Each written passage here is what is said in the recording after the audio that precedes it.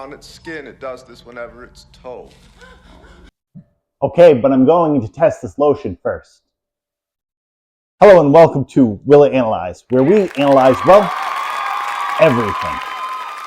We asked what you wanted to see analyzed, and some persuasive suggestions came in for lotion, or more specifically, phenoxyethanol. And I just happen to have some right here. Now, I just can't inject this lotion directly into the LC-UV. For that, I'm going to need to do some sample preparation. So, I'm going to take about a gram of this lotion and place it into this centrifuge tube. Now he places the lotion in the basket.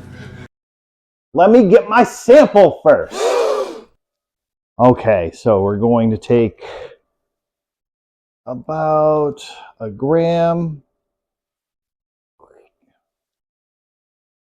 That looks about right. Once I have my gram, I'm going to take this centrifuge tube and put it into my simple prep and press start.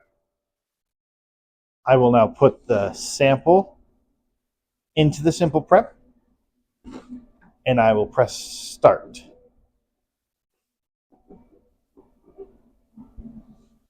Now that my sample is complete, I can go ahead and remove my sample. You can see that it is completely in solution. Remove my cap.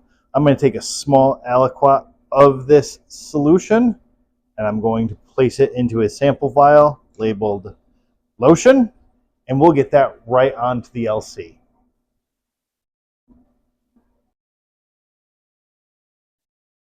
Now that we have our samples loaded up, I'm going to put in first a pre-prepared standard of phenoxyethanol in slot number 1, and then my sample of lotion in slot number 2. And then I'm going to load up the method on my LC, and we're going to go ahead and click on run, then load template, then click start. Once the LC-UV is at a good equilibrium, I can go ahead and press play and wait. While we wait, what is phenoxyethanol?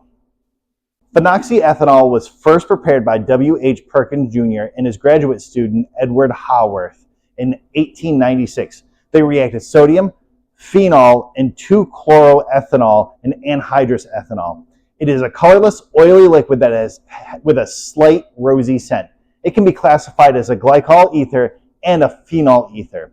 Phenoxyethanol is used as a perfume fixative, an insect repellent, an antiseptic, and a solvent for cellulose acetate, dyes, inks, and resins. A preservative for pharmaceuticals, cosmetics, and lubricants. And, oddly enough, an anesthetic in fish aquaculture. Oh, it looks like the LC-UV is done. Let's get the rub on this data. As you can see here, there's only one peak in the standard, and we'll label this phenoxyethanol. The baseline is smooth and doesn't show a lot of noise, so this method is good. Now, let's look at the lotion sample.